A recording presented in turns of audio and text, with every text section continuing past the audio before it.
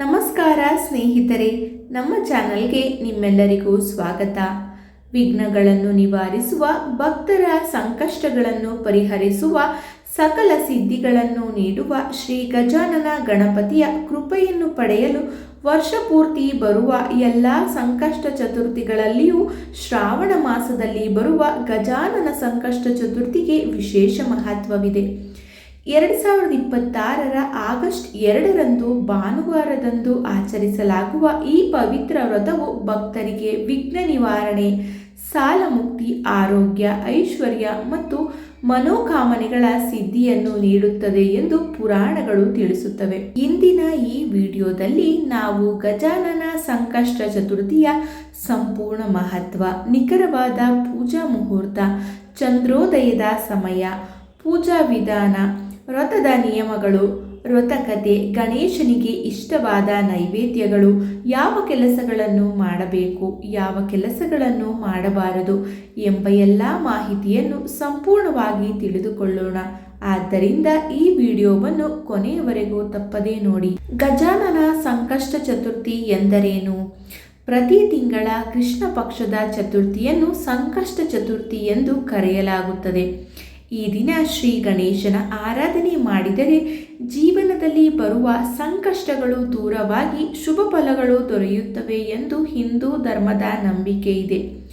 ಸಂಕಷ್ಟ ಎಂದರೆ ಕಷ್ಟಗಳು, ಚತುರ್ಥಿ ಎಂದರೆ ಚಂದ್ರನ 4ನೇ ತಿಥಿ. ಈ ದಿನ ಉಪವಾಸ ಮಾಡಿ ಗಣೇಶನನ್ನು ಭಕ್ತಿಯಿಂದ ಪೂಜಿಸಿ ಚಂದ್ರೋದಯದ ನಂತರ ಚಂದ್ರನಿಗೆ ಅರ್ಘ್ಯ ನೀಡಿ ವ್ರತವನ್ನು ಮುಗಿಸಿದರೆ ಜೀವನದಲ್ಲಿ ಬರುವ ಎಲ್ಲ ರೀತಿಯ ವಿಘ್ನಗಳು ದೂರವಾಗುತ್ತದೆ ಎಂದು ಗಣೇಶನ ಪುರಾಣದಲ್ಲಿ ಉಲ್ಲೇಖಿಸಲಾಗಿದೆ.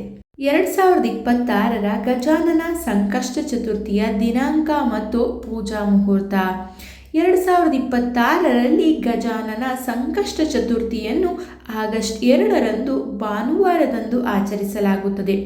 ತಿಥಿ ಆರಂಭ ಆಗಸ್ಟ್ 1 ಶನಿವಾರ ರಾತ್ರಿ 11:07 ತಿಥಿ ಮುಕ್ತಾಯ ಆಗಸ್ಟ್ 2 ಭಾನುವಾರ ರಾತ್ರಿ 11:15. ಉದಯ ತಿಥಿ ಆಧಾರದ ಮೇಲೆ ಆಗಸ್ಟ್ 2ರಂದು ವ್ರತ ಆಚರಿಸಲಾಗುತ್ತದೆ. ಚಂದ್ರೋದಯದ ಸಮಯ ಸುಮಾರು ರಾತ್ರಿ 9:20 9:38 ನಡುವೆ. ಗಜಾನನ ರೂಪದ ವಿಶೇಷತೆ.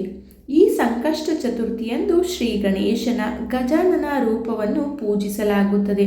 ಗಜಾನನ ಎಂದರೆ ಆನೆಯ ಮುಖವನ್ನು ಹೊಂದಿರುವ ಪರಮಜ್ಞಾನ ಸ್ವರೂಪಿ. ಗಜಾನನು ಬುದ್ಧಿ, ವಿವೇಕ, ಐಶ್ವರ್ಯ, ಸಮೃದ್ಧಿ ಹಾಗೂ ಶುಭಾರಂಭದ ಅಧಿದೇವತೆ. ಯಾವುದೇ ಹೊಸ ಕೆಲಸವನ್ನು ಆರಂಭಿಸುವ ಮೊದಲು ಗಣೇಶನನ್ನು ಪೂಜಿಸುವ ಸಂಪ್ರದಾಯವಿದೆ. ಇದೇ ಕಾರಣದಿಂದ ಬಂದಿದೆ. ಗಜಾನನ ಪೀಠ ಸ್ಥಾಪನೆಯ ಮಹತ್ವ. ಶಾಸ್ತ್ರಗಳ ಪ್ರಕಾರ ಈ ದಿನ ಗಜಾನನ ಪೀಠವನ್ನು ಸ್ಥಾಪಿಸಿ ಪೂಜೆ ಮಾಡಿದರೆ ಬಹಳ ದೊಡ್ಡ ಪುಣ್ಯ ದೊರೆಯುತ್ತದೆ.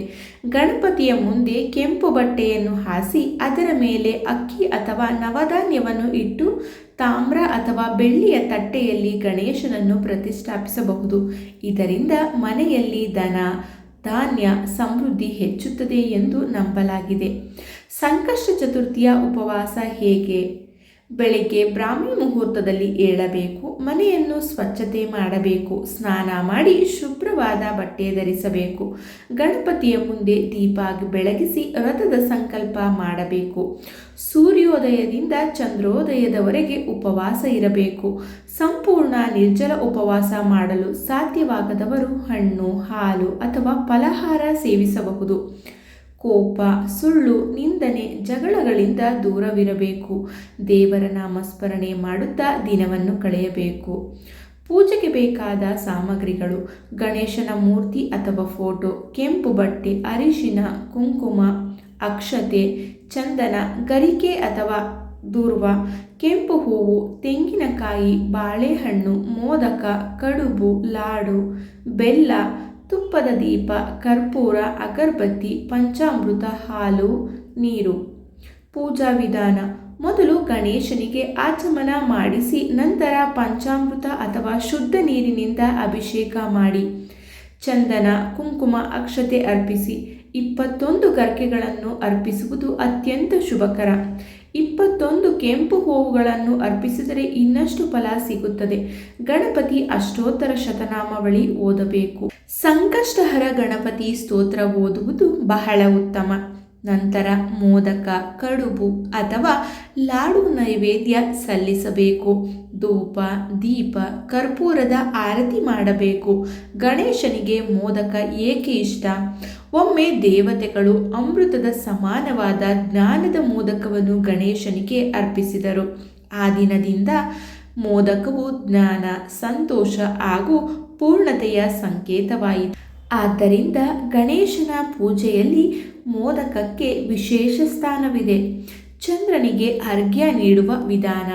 ರಾತ್ರಿ ಚಂದ್ರೋದಯವಾದ ನಂತರ ಮೊದಲು ಚಂದ್ರನ ದರ್ಶನ ಪಡೆಯಬೇಕು. ಒಂದು ಪಾತ್ರೆಯಲ್ಲಿ ನೀರು ಅಥವಾ ಹಾಲು ತೆಗೆದುಕೊಳ್ಳಬೇಕು. ಅದರಲ್ಲಿ ಅಕ್ಷತೆ, ಹೂವು ಸೇರಿಸಬೇಕು.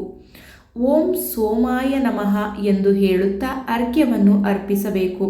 ನಂತರ ಗಣಪತಿಗೆ ನಮಸ್ಕರಿಸಿ ಉಪವಾಸ ಮುಗಿಸಬೇಕು. ಸಂಕಷ್ಟ ಚತುರ್ಥಿ ವ್ರತಕಥೆ. ಪುರಾಣಗಳ ಪ್ರಕಾರ ಒಮ್ಮೆ ರಾಜನೊಬ್ಬ ತನ್ನ ರಾಜ್ಯವನ್ನು ಕಳೆದುಕೊಂಡು ಅನೇಕ ಕಷ್ಟಗಳನ್ನು ಅನುಭವಿಸುತ್ತಿದ್ದ. ಆಗ ಒಬ್ಬ ಮಹರ್ಷಿಗಳು ಅವನಿಗೆ ಸಂಕಷ್ಟ ಚತುರ್ಥಿ ವ್ರತ ಮಾಡುವಂತೆ ತಿಳಿಸಿದರು. ರಾಜನು ಭಕ್ತಿಯಿಂದ ಗಣೇಶನನ್ನು ಪೂಜಿಸಿ ಚಂದ್ರೋದಯದ ನಂತರ ವ್ರತವನ್ನು ಮುಗಿಸಿದನು. ಕೆಲವೇ ದಿನಗಳಲ್ಲಿ ಅವನ ಎಲ್ಲ ಶತ್ರುಗಳು ಸೋತು ಕಳೆದುಕೊಂಡ ರಾಜ್ಯ ಮರಳಿ ದೊರೆಯಿತು. ಆ ದಿನದಿಂದ ಸಂಕಷ್ಟ ಚತುರ್ಥಿ ವ್ರತವನ್ನು ಭಕ್ತಿಯಿಂದ ಆಚರಿಸಿದವರಿಗೆ ಎಲ್ಲ ವಿಘ್ನಗಳು ದೂರವಾಗುತ್ತವೆ ಎಂಬ ನಂಬಿಕೆ ಪ್ರಸಿದ್ಧವಾಯಿತು. ಈ ದಿನ ಮಾಡಬೇಕಾದ ದಾನಗಳು: ಮೋದಕ ದಾನ, ಬೆಲ್ಲದ ದಾನ, ಬಾಳೆಹಣ್ಣು ದಾನ, ಬಡವರಿಗೆ ಅನ್ನದಾನ, ಗೋಸೇವೆ. ಇವುಗಳಿಂದ ಅನೇಕ ಪಟ್ಟು ಪುಣ್ಯ ದೊರೆಯುತ್ತದೆ. ಈ ದಿನ ಮಾಡಬಾರದ ಕೆಲಸಗಳು: ಸುಳ್ಳು ಹೇಳಬಾರದು, ಯಾರನ್ನು ಅವಮಾನಿಸಬಾರದು, ಮದ್ಯಪಾನ ಹಾಗೂ ಮಾಂಸಾಹಾರ ಸೇವಿಸಬಾರದು, ಕೋಪ ಮಾಡಿಕೊಳ್ಳಬಾರದು, ಮನೆಯ ಹಿರಿಯರನ್ನು ನೋಯಿಸಬಾರದು, ದೇವರ ಪೂಜೆಯನ್ನು ನಿರ್ಲಕ್ಷಿಸಬಾರದು.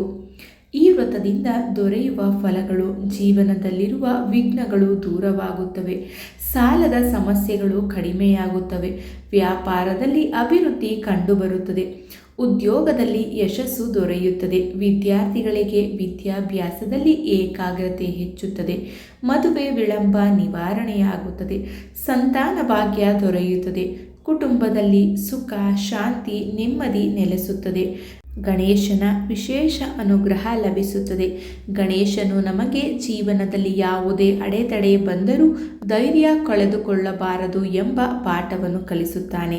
ಸಹನೆ, ವಿವೇಕ, ಭಕ್ತಿ ಮತ್ತು ಸತ್ಕರ್ಮಗಳಿಂದ ಎಲ್ಲ ಸಂಕಷ್ಟಗಳನ್ನು ಗೆಲ್ಲಬಹುದು ಎಂಬ ಸಂದೇಶವನ್ನು ಈ ವ್ರತ ನೀಡುತ್ತದೆ.